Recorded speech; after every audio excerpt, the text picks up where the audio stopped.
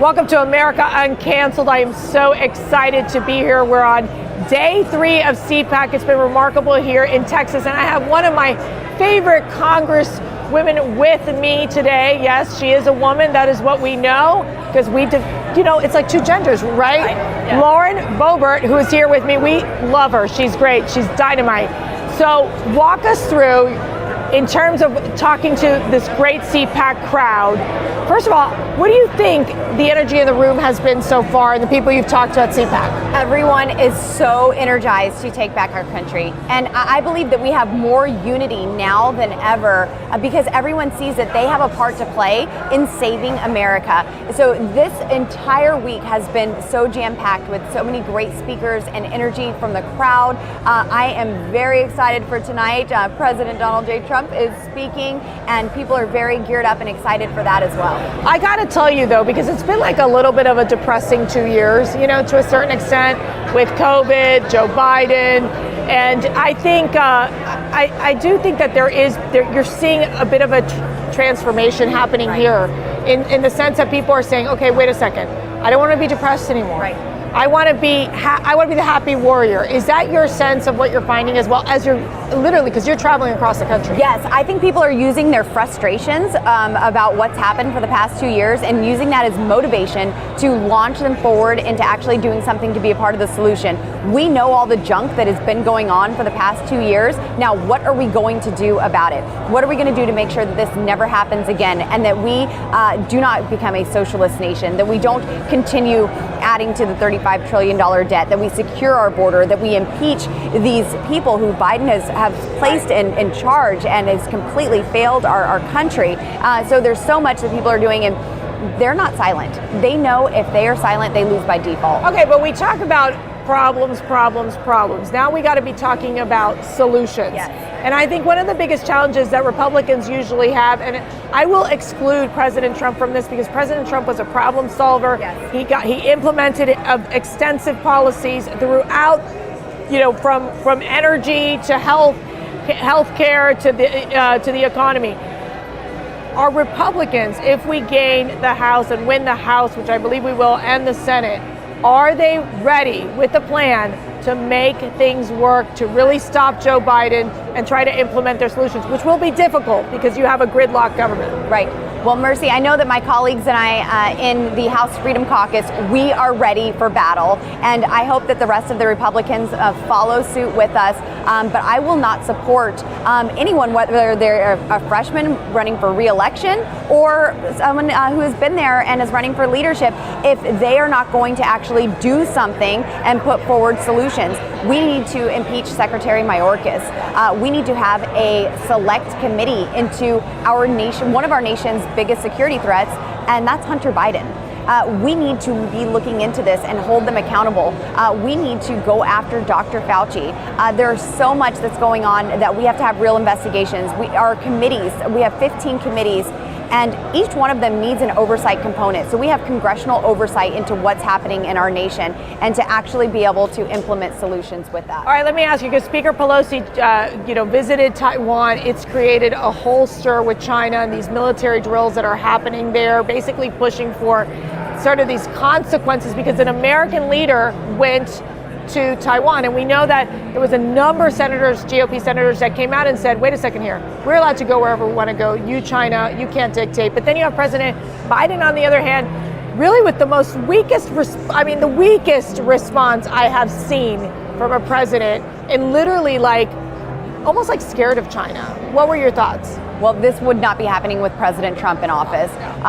The world has seen the weakness in Joe Biden, and they are taking full advantage of that.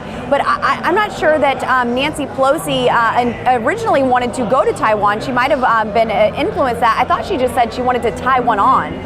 Oh, that's a good one. I like that. Trying to cover it up. Look, I think one of the other points that we're looking at here is that Republicans will take control, but we're focused on the midterm elections, primary, really. Yes. But at the same time, we got to be planning for 2024. Your thoughts there? Well, we can't continue to throw money at problems and think that that's going to solve it. The federal government does not have a revenue problem, it has a spending problem. If we want to tackle inflation, we have to get the spending under control. I serve on the budget committee, and it is just endless. And how many things do we have that spend trillions of dollars to just bypass that committee and just go to the House floor for a vote? So we have to get the spending under control to tackle inflation, and we have to get back to energy independence. So you're not only a small business owner, a congresswoman, a mom, a wife, but now you're an author. That's right. And we have a new book out, My American Family. Tell me about the book. Yes, so this is my story. The fake news loves to try to tell my story for me. So I decided to put it in writing and tell my story myself. So this is all about me being raised as a Democrat, being stuck in that cycle of poverty, coming from a home of abuse, and not being a victim because of that. You know, I stood in line for bread and government cheese, but I saw a better way forward when I started working as a 15-year-old girl. And I'm still a girl, by the way. We're still young, really young. But I saw that I could do a better job taking care of myself than government ever had. I met my husband Jason, and we have our 4 boys together. We've opened and started businesses together, and we have lived the American dream. We've counseled women at the local jail and offered them opportunities that government programs can't. So in America, we're not guaranteed outcomes, but we are guaranteed the opportunity to live our very best life. And I hope that this book inspires people, because I've gone from breadlines to the United States Congress, and that can only happen in America. Well, it's a great story. It's called My American Life. Where can folks get the book? This is available anywhere that books are sold, and it's also in Audible. My husband listened to the audio version, and he was like, I'm so glad I listened to it rather than reading it, because it's my voice and it's my story straight to your ears. So there's a lot of great inflections in there that really just drives the point home. Well, let me tell you, you've been such a fierce leader, and I'm so inspired to meet all these congressmen, all these congresswomen that are just really at the front lines and being vocal and being loud and standing up for women. Because the reality is the Democrats, they've abandoned women. Absolutely. What are your thoughts on that? Yes, well, I don't think any of these men that the Democrats are propping up in sports or in government or positions, the pregnant men that they like to. Or the pregnant men. Exactly. None of them are man enough to be a woman. Love that. Yes, but no, it is an insult to women, and I'm ready to be there on the front lines, supporting women and what we do, but supporting our men as well, our real men, and our masculine men who are strong leaders. I think that we do a wonderful job as men and women covering each other's weaknesses with our strengths. I think that's what it's all about. Not exposing someone's weakness with your strength, but covering it. I have lots of strengths. You can ask Matt Schlapp. No, I'm kidding. Anyways, Lauren Boebert, thank you. You're a blessing to our country, and thank you so much for your service. Thank you so much. You too. And thank you all. We're going to listen to our great Congresswoman here at CPAC. Take a listen.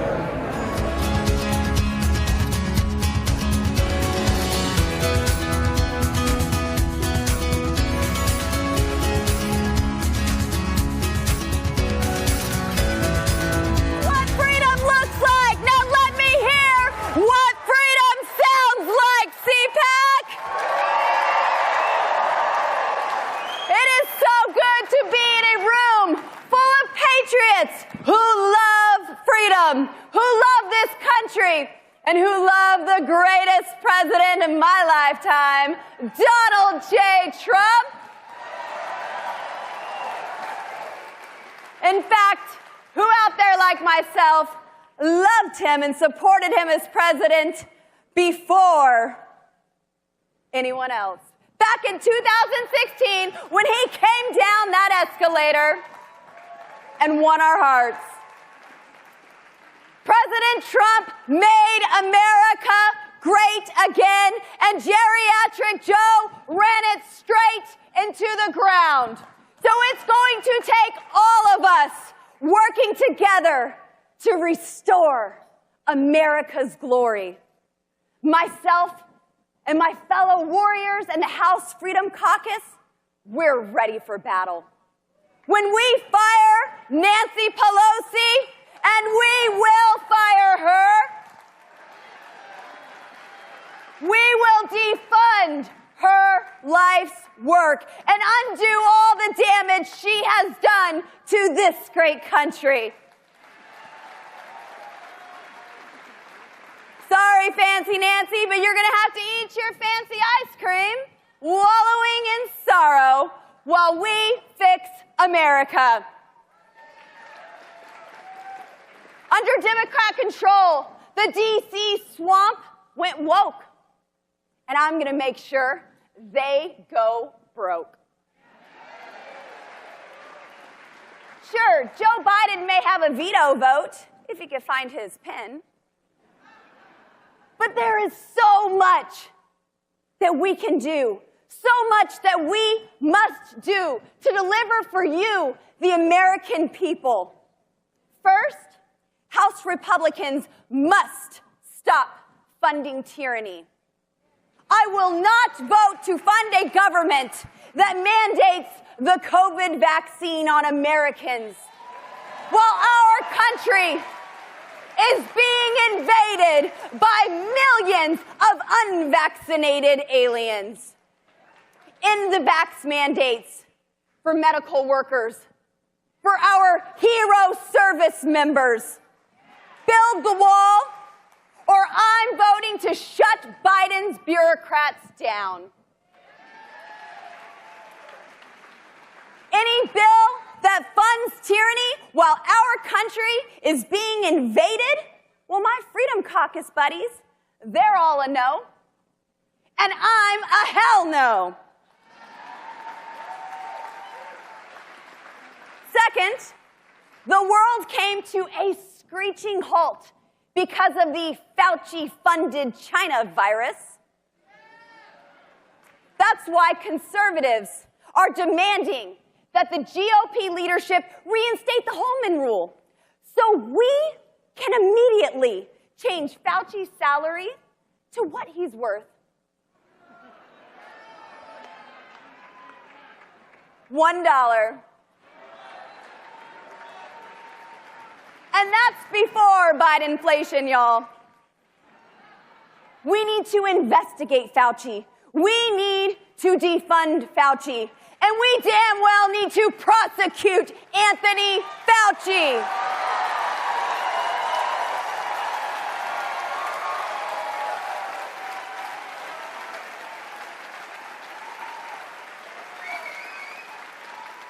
Third, in the majority, I am calling on GOP leadership to impeach Secretary Mayorkas.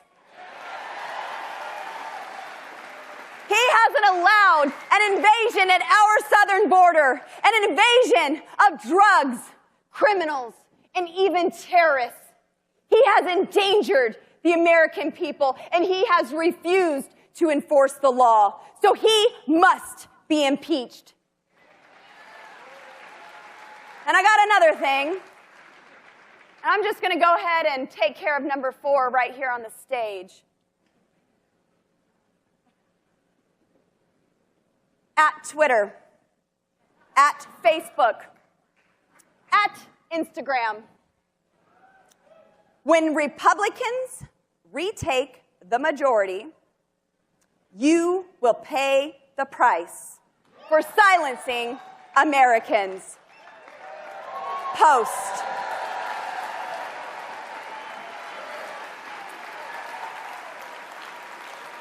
Big Tech silenced you, and we will bring Big Tech down to their knees.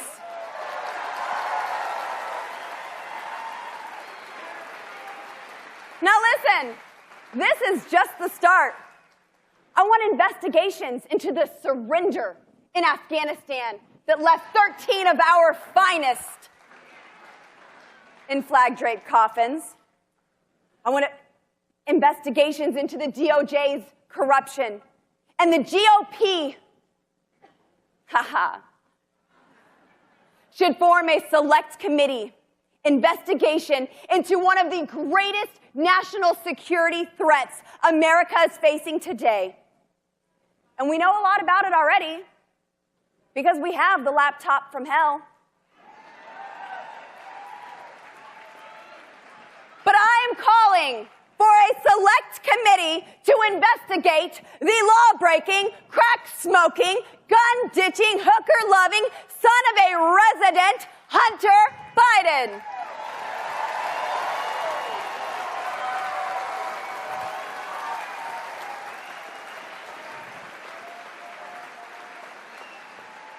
Now, I wish I could tell you that I had full faith in GOP leadership in both the House and the Senate to defund the deep state and to hold the Biden regime accountable, but I don't. I've been disappointed. You have been disappointed too many times. So let me tell you, serving in Congress, I still see far too many squishy Republicans who think that that R next to their name stands for rollover. These members,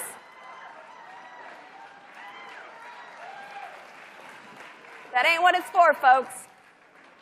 These members just want to get paid, go to swanky receptions, and be in bed by 9. That is not a representative, that is a welfare recipient.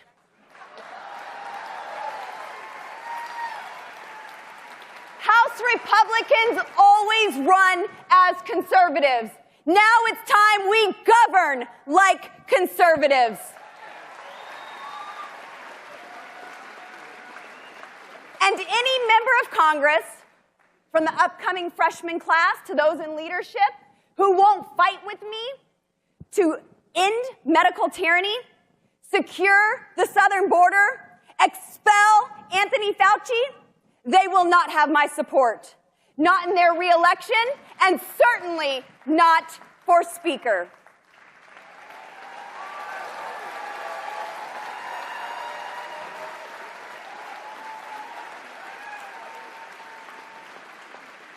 Listen, the Freedom Caucus, that's the baddest team on the Hill right there. And they were the ones who got rid of John Boehner. They ran off squishy Paul Ryan. And we will not tolerate another GOP speaker that works with Democrats more than Republicans. But first things first, I am focused on firing Nancy Pelosi so we could take back the House, and President Trump can focus on firing Joe Biden and take back America. We're going to take back our freedoms. We're going to take back our schools, take back our military, restore